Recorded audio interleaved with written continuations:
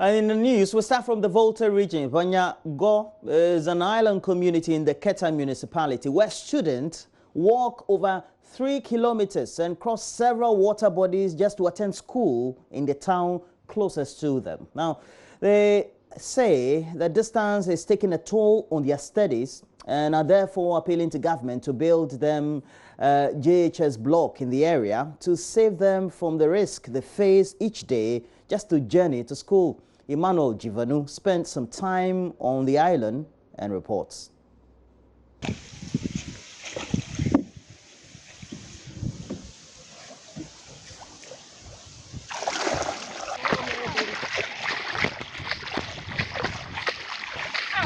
It's 11 a.m.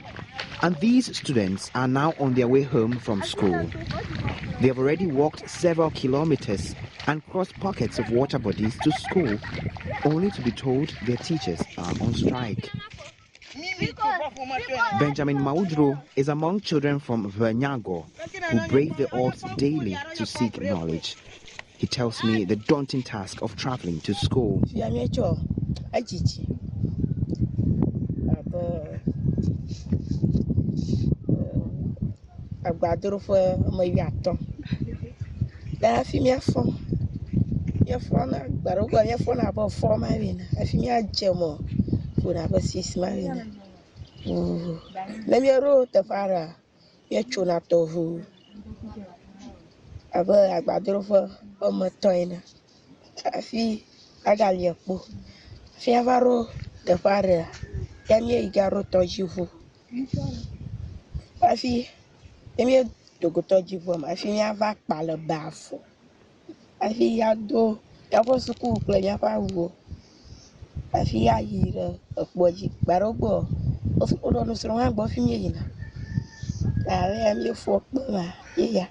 Benjamin is in JHS 3 and will be sitting for the BEC next year. The thought of finishing school and so not having to be on this daily perilous journey gives him joy. As they go home, they chat and have a good laugh to drown their tiredness. But if fatigue sets in and their legs become too heavy to carry them, they have no choice but to sit for a while before continuing the journey.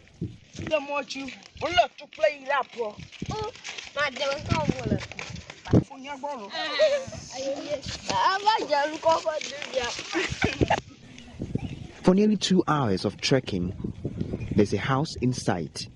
Most of the inhabitants in Vana Go live in mud houses and without electricity.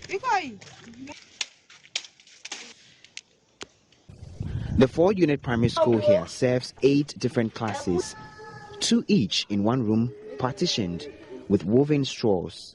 The already inadequate desks are mostly broken down. Elizabeth Odoto is a pupil teacher here. She recounts how teachers refuse postings to the village due to absence of basic social amenities. We are in an island without road, without light, without JSS2. We have only 6 class, which is KG to P6. Last term, we have no teacher, but right now they post some teachers to us. And our problem is here we don't have any bungalows. So sometimes teachers stay at the town, which is at the town, before coming to school, always. She laments absence of junior high school in the village is affecting enrollment. Because of no JSS, every year our schools are falling down in the population. Because if we train the people to the PCs, we have to send them to JSS at that time. So every day people must be walking around about 2.5 kilometers before reach the town. Those are our problems. So we apologize to the government to help us. The nationwide strike seems to be a blessing in disguise for Madame Odoto as she enters the marsh to cut reeds to make mats for sale.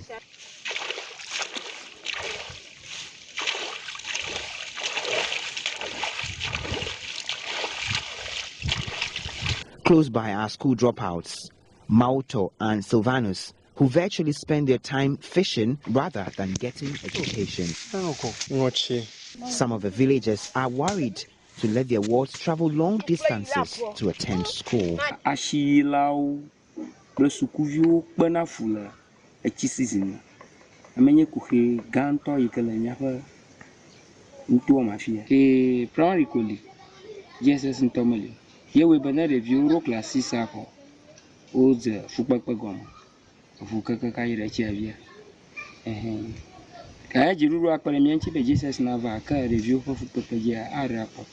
Daniel Odoto is among few students who have successfully completed senior high school but failed most of his papers. He believes he would have done much better if there was a junior high school and electricity in his community.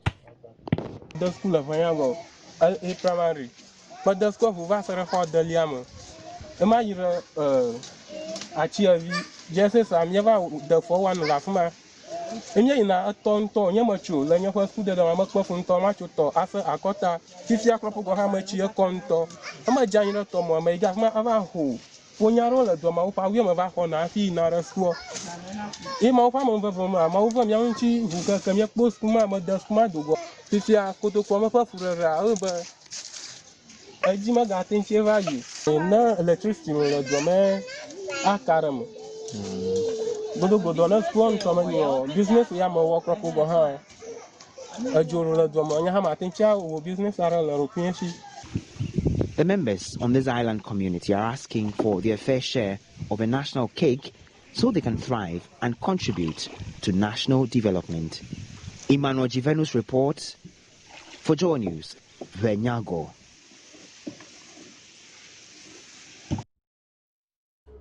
And we take you to the Upper West region, where Health Service Workers Union, they're raising red flags over government refusal to look into their concerns, which have been lingering on for several years. According to them, related issues are salary distortions under the single spine salary structure and the non-payment of National Health Laboratory levies have bedeviled them for a long time now. Chairman of the Upper West branch of the union, Felix S. Prigo, has been speaking to newsmen. Rafiq Salam has more on the story.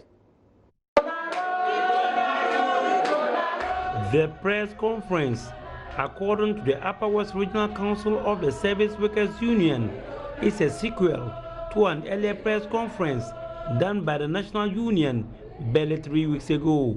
It is to express their displeasure for the act of discrimination being perpetuated against staff of the health service and members of the union in the region, despite their immense contribution towards providing quality healthcare delivery in Ghana. Upper West Regional Chairman of the Health Service Workers Union, Mohamed Tairu, drew government's attention to the fact that the health sector thrives on teamwork and collectivity rather than individualism.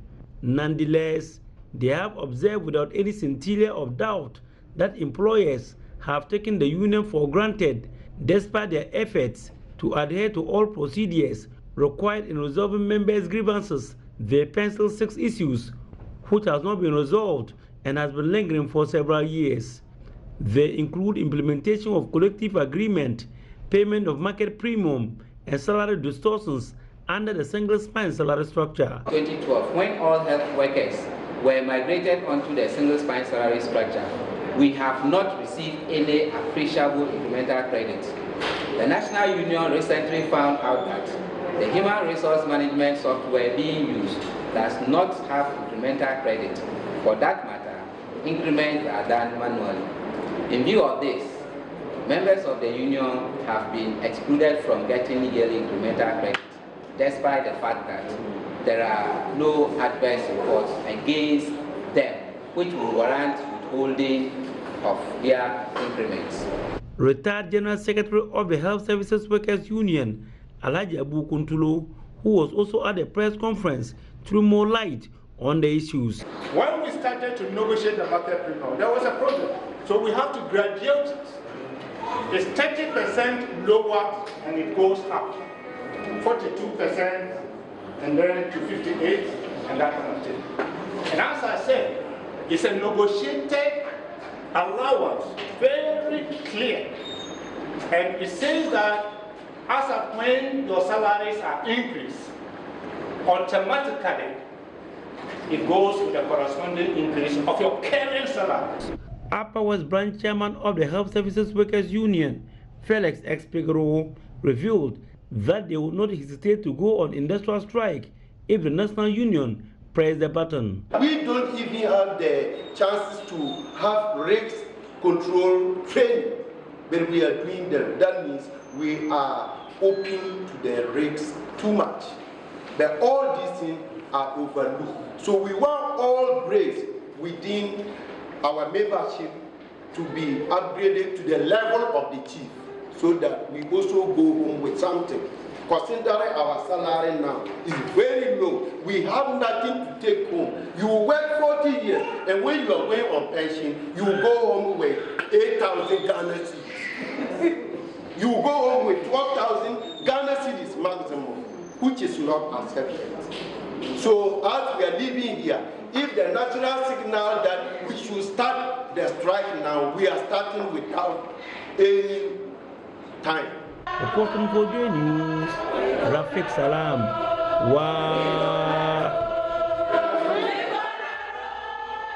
In the Ashanti region, abnormal condition of 3 children with growth disorders in the Ashanti Achim North District of the region has left their parents devastated. Well, the father of the stunted children, aged between 6 and 15, says he is overburdened by the task of giving them special care amid resource constraint. Ohimin Tewia has been finding out what could be wrong medically with the family and has come through with this report. 57-year-old Alan John Kremo and his family relocated to Nsunyamiye after herdsmen attacked and burnt down their hamlet at Abewa Nko about a year ago. Life has since been difficult for the Kremos, though the couple is blessed with 4 children from a 23-year-old marriage. Gani Muhammad is 15 years, Hajia Tene is 12 years, and Rukia Muhammad is 6. I wonder how I gave birth to physically challenged children.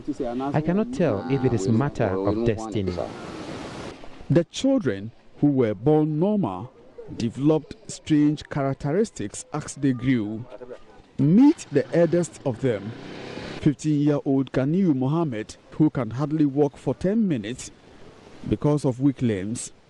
He aspires to become a journalist, though his condition has confined him to class 5 for 4 years. I want to further my education, get a job and take care of my parents. It is my dream to become a journalist. I want to work on radio and television.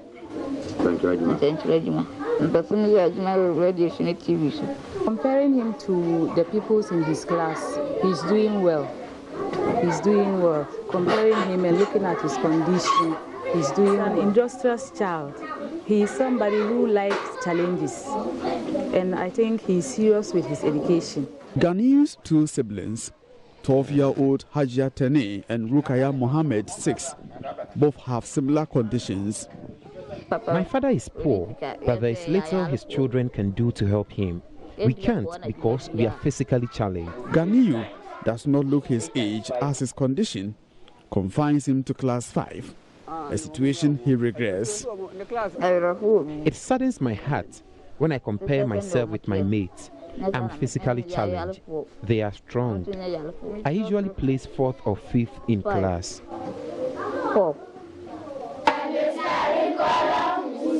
Teachers at Nsunyamiye DA Basic School lament over inability of Ganiu's parents to provide his educational needs.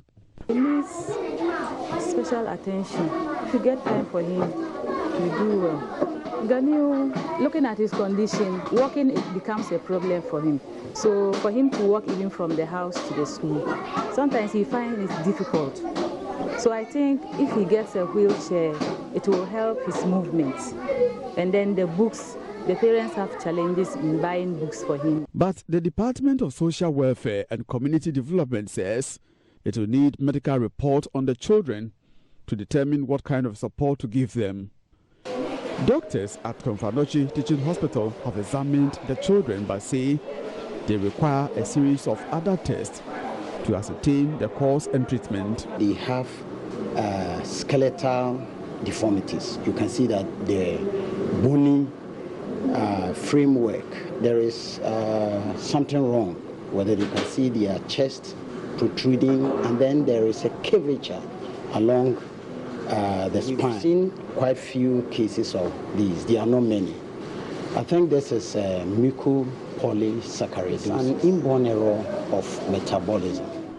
Dr. Emmanuel Amiyao is endocrinologist. So we are going to do X-ray of the limbs. We'll do X-ray of the chest. We'll also do X-ray of the spine.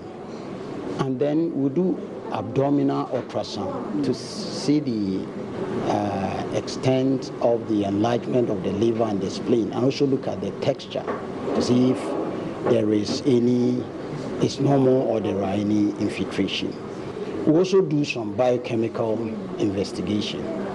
We'll do urine GAG, that is urine glycosaminoglycan. In addition to that, we also want to do other investigations. From Kumasi for JoyNews, Oyemi reporting. Well, back here in Accra, the District Environmental Health Officer for Ablekuma South, the Reverend Chris Gaugbe Dedeho, on Wednesday, led a team of inspectors with the Joy Clean Ghana campaign to close down a toilet facility in the district and served 8 other facility managers warning notices for poor hygiene. PSC Nanaya Safo was on ground with them and also serves you with the following report. Here in Ablekuma, many households do not have toilet facilities, so when nature calls, they rush to the nearest public toilet. Almost everyone here use these toilets, but the Joy Clean Ghana campaign found these facilities are very untidy with very terrible insanitary conditions. Mention of algae all over these places. Situation in our hand is very poor. As expected, people often want to blame others for what they fail to do. Soon like people, they come and poor baller. They don't pay any money. This did not stop the team from actively inspecting hygiene practices.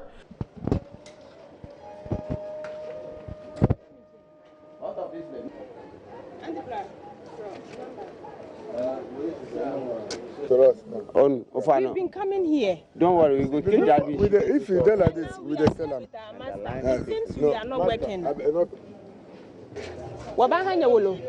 We will give you notice to work on everything we've seen here.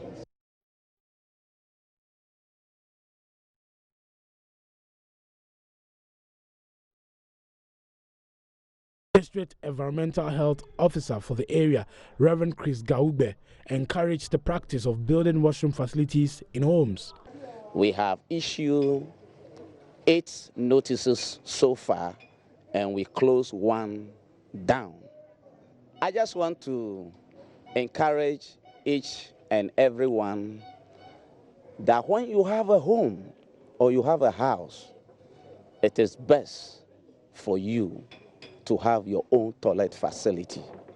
That prevents you from any other things that we have seen in some of the public toilets as it is. You may be neat and go to public toilet and come out infected because of what has been happening there. So it is not a safe thing that we rely on public toilet. 8 warning notices had been issued to facility managers, with 1 closed down for very poor environmental conditions.